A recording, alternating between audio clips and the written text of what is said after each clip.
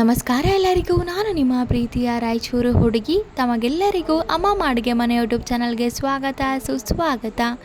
ಇವತ್ತಿನ special recipe ಏನಪ್ಪ ಅಂದರೆ, ನಮ್ಮ ಹಳ್ಳಿ ಪದ್ಧತಿ ಪ್ರಕಾರ ಬೇಸಿಗೆ ಇನ್ನೇನು ಸ್ಟಾರ್ಟ್ ಆಗಿದೆ ಅನ್ನುವಾಗಲೇ ಹಪ್ಪಳ ಮಾಡೋದು, ಸಂಡಿಗೆ ಮಾಡೋದು, ಶಾವಿಗೆ ಮಾಡೋದು, ಸೌತೆ ಬೀಜ ಮಾಡೋದು ವಾಡಿಕೆ ಅಂದರೆ ಪದ್ಧತಿ ನೋಡಿ. ಹಾಗಾಗಿ ನಾವು ಇವತ್ತು ಹಪ್ಪಳ ಮಾಡ್ತಾಯಿದ್ದೀವಿ. ಅದು ಯಾವ ರೀತಿ ಮಾಡೋದು ಅಂತ ನೋಡ್ಕೊಂಡು ಬರೋಣ.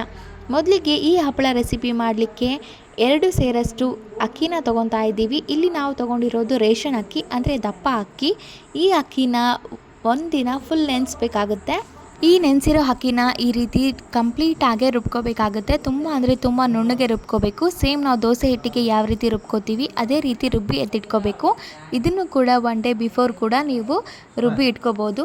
ನೋಡಿ, 1 ಡೇ ಬಿಫೋರ್ ಹಿಟ್ಟನ್ನೆಲ್ಲ ಹಾಕಿ ಅದನ್ನು ನೆನೆಯಲಿಕ್ಕೆ ಬಿಡ್ತೀವಿ ಕಂಪ್ಲೀಟಾಗಿ. ಅದಾದಮೇಲೆ ನೀವೇ ನೋಡ್ತಿರ್ಬೋದು, ಒಲೆನ ಹಚ್ಚಿ ಅದರ ಮೇಲೆ ಒಂದು ದೊಡ್ಡ ಪಾತ್ರೆ ಇಟ್ಟು ಅದಕ್ಕೆ 1 ಕೊಡ ನೀರನ್ನು ಹಾಕಿ ಕುದಿಲಿಕ್ಕೆ ಇಟ್ಟಿದ್ದಾರೆ. ಹಾಗೆ ರುಚಿಗೆ ತಕ್ಕಷ್ಟು ಉಪ್ಪು, ಹಾಗೆ ಸ್ವಲ್ಪ ಪಟ್ಗನ ಹಾಕ್ಕೋಬೇಕು. ನೋಡಿ, ಅದೆಲ್ಲ ಕುದಿ ಬಂದ ಮೇಲೆ ನಾವು ಮುಂಚೆನೇ ಏನೋ ಹಿಟ್ಟನ್ನು ರುಬ್ಬಿ ಇಟ್ಕೊಂಡಿರ್ತೀವಲ್ಲ ಅದನ್ನು ಹಾಕ್ಕೋಬೇಕು. ಈ ರೀತಿ ಸ್ವಲ್ಪ ಸ್ವಲ್ಪನೇ ಹಾಕ್ತಿರ್ಬೇಕು. ಹಾಗೆ ಒಬ್ಬರು ಆಲ್ರೆಡಿ ಒಂದು ಕೋಲಿಂದ ಅದನ್ನು ತಿರುಗಿಸ್ತಾನೇ ಇರಬೇಕು. ಅದು ಕಂಪ್ಲೀಟಾಗಿ ಕುದಿ ಬರಬೇಕು, ಅಲ್ಲಿವರೆಗೂ ಅದನ್ನು ತಿರುಗಿಸ್ತಾನೇ ಇರಬೇಕು. ಅಂದರೆ ಈ ಉಪ್ಪಿಟ್ಟು ಮಾಡುವಾಗ ರವೆ ಹಾಕ್ತಾ ಯಾವ ರೀತಿ ಅದನ್ನು ಕಲಿಸ್ತಾ ಇರ್ತೀವೋ ಆ ರೀತಿ ಈ ಹಿಟ್ಟನ್ನು ಕೂಡ ಕಲಿಸ್ತಾನೆ ಇರಬೇಕು. ನೀವು ಆ ಹಿಟ್ಟಿನ ಪಾತ್ರೆಯಲ್ಲಿ ಸ್ವಲ್ಪ ಹಿಟ್ಟು ಉಳಿದು ಅದು ಸ್ವಲ್ಪ ಗಟ್ಟಿಗಾಗಿದ್ದರೆ ಅದಕ್ಕೆ ಇನ್ನು ಸ್ವಲ್ಪ ನೀರನ್ನು ಹಾಕಿ ಕೂಡ ಹಾಕೋಬೋದು. ಇದು ಸಂಪೂರ್ಣವಾಗಿ ಕುದಿಯೋವರೆಗೂ ಅದನ್ನು ಈ ರೀತಿ ಕೈ ಬಿಡ್ದಂಗೆ ಕಲಿಸ್ತಾ ಇರಬೇಕು. ಇಲ್ಲಾಂದರೆ ಹಿಟ್ಟು ಗಂಟಾಗುತ್ತೆ.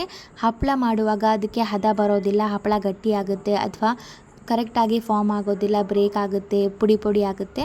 ಹಾಗಾಗಿ ಈ ರೀತಿ ಕಲಿಸ್ತಾನೆ ಇರಬೇಕು ಕಾನ್ಸ್ಟೆಂಟಾಗಿ. ಒಂದು ಅರ್ಧ ತಾಸು ಅಂದರೆ ಹಿಡಿಯುತ್ತೆ ಇದನ್ನು ಮಾಡಲಿಕ್ಕೆ. ನೋಡಿ, ಆಲ್ರೆಡಿ ಎಲ್ಲನೂ ಕಲಿಸಿದ್ದು ಆದಮೇಲೆ ಯಾವ ರೀತಿ ಹಿಟ್ಟು ರೆಡಿಯಾಗಿದೆ ಅಂತ ನೀವೇ ನೋಡ್ತಿರ್ಬೋದು. ಈ ಹದಕ್ಕೆ ಹಿಟ್ಟು ರೆಡಿ ಆಗಬೇಕು. ಹಿಟ್ಟೆಲ್ಲ ತುಂಬ ಚೆನ್ನಾಗಿ ಕುದ್ದಿದ್ದಾದಮೇಲೆ ಆ ಪಾತ್ರೆಯಲ್ಲಿರುವಂಥ ಹಿಟ್ಟನ್ನು ನೀವು ಮತ್ತೊಂದು ಪಾತ್ರೆಗೆ ವರ್ಗಾಯಿಸ್ಕೋಬೇಕು. ಈ ರೀತಿ ವರ್ಗಾಯಿಸ್ಕೊಂಡು ಅದನ್ನು ಸ್ವಲ್ಪ ತಣ್ಣಗಾಗಲಿಕ್ಕೆ ಬಿಡಬೇಕು. ಏನಕ್ಕಂದರೆ ಹಪ್ಪಳ ಮಾಡಲಿಕ್ಕೆ ಅದು ಕೈಯಿಂದ ಮಾಡೋದ್ರಿಂದ ಸ್ವಲ್ಪ ಅದು ತಣ್ಣಗಾದರೆ ಮಾಡೋಕ್ಕೆ ಚೆನ್ನಾಗಿ ಅಂತ. ಇವತ್ತು ನಾವು ಮಾಡ್ತಿರುವಂಥದ್ದು ಈರುಳ್ಳಿ ಮತ್ತು ಎಳ್ಳಿನ ಸಂಡಿಗೆ. ಹಾಗಾಗಿ ಈರುಳ್ಳಿ ಸಹ ತುಂಬ ಚಿಕ್ಕದಾಗೆ ಹೆಚ್ಚಿ ಇಟ್ಕೊಂಡಿದ್ದೀವಿ. ಏನಿಲ್ಲ ಅಂದರೆ 1 kg ಈರುಳ್ಳಿನ ಹೆಚ್ಚಿದ್ದೀವಿ. ನೋಡಿ, ಇದು ಲಾಸ್ಟಲ್ಲಿ ಉಳಿದಿರುವಂಥದ್ದು. ಇದು ಸ್ವಲ್ಪ ತಳ ಹಿಡ್ದಿರುತ್ತೆ, ಆಗ ಸಕ್ಕ ಟೇಸ್ಟಿಯಾಗಿರುತ್ತೆ ತಿನ್ನಲಿಕ್ಕೆ. ಏನು ಮಿಸ್ ಮಾಡಿದ್ರು ಅದನ್ನು ಮಾತ್ರ ಮಿಸ್ ಮಾಡಬೇಡಿ ತಿನ್ನಲಿಕ್ಕೆ. ಎಮ್ಮಿ ಅಂದರೆ ಎಮ್ಮಿ ಆಗಿರುತ್ತೆ. ನೋಡಿ, ಅದಾದಮೇಲೆ ಆ್ಯಕ್ಚುಲಿ ನಾನು ಒಂದು ವಿಡಿಯೋ ಶೂಟ್ ಮಾಡೋದು ಮರ್ತೋಗಿಬಿಟ್ಟೆ. ನಾನು ಬೇರೆ ಏನೋ ವರ್ಕ್ ಮಾಡ್ತಿದ್ದೆ, ಹಾಗಾಗಿ ಮಾಡಲಿಕ್ಕೆ ಆಗಲಿಲ್ಲ.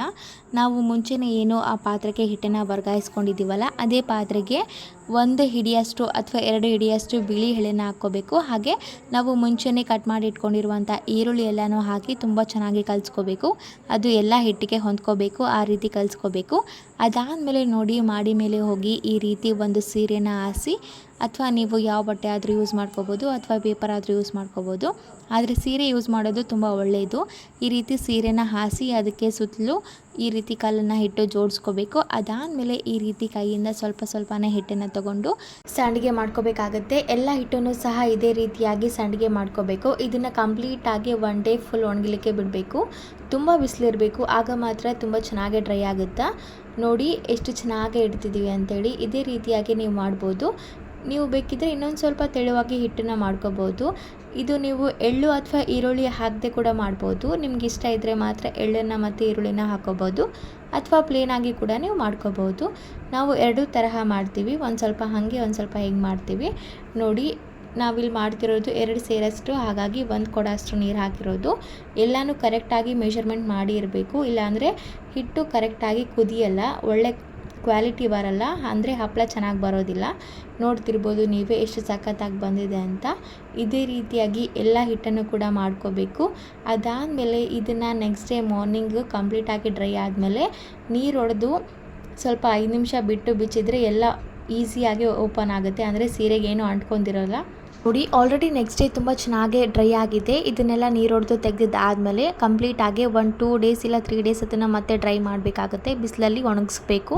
ಅದಾದಮೇಲೆ ನೋಡಿ ಎಷ್ಟು ಸಖತ್ತಾಗಿ ಹಪ್ಪಳ ರೆಡಿಯಾಗಿದೆ ಅಂತ. ಇದನ್ನು ಹಪ್ಪಳನೂ ಅಂತಾರೆ, ಸಂಡಿಗೆನೂ ಅಂತಾರೆ.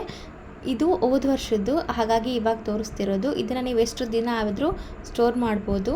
ಸೊ ಇದಾಗಿತ್ತು ಇವತ್ತಿನ ಸ್ಪೆಷಲ್ ರೆಸಿಪಿ. ಈ ರೆಸಿಪಿ ನಿಮಗೇನಾದರೂ ಇಷ್ಟ ಆಗಿದ್ದರೆ ಅಮ್ಮಮ್ಮ ಅಡುಗೆ ಮನೆ ಯೂಟ್ಯೂಬ್ ಚಾನಲನ್ನು ಲೈಕ್ ಮಾಡಿ, ಶೇರ್ ಮಾಡಿ, ಕಮೆಂಟ್ ಮಾಡಿ ಹಾಗೂ ನಮ್ಮ ಚಾನಲನ್ನು ಸಬ್ಸ್ಕ್ರೈಬ್ ಮಾಡಿ. ಧನ್ಯವಾದಗಳು.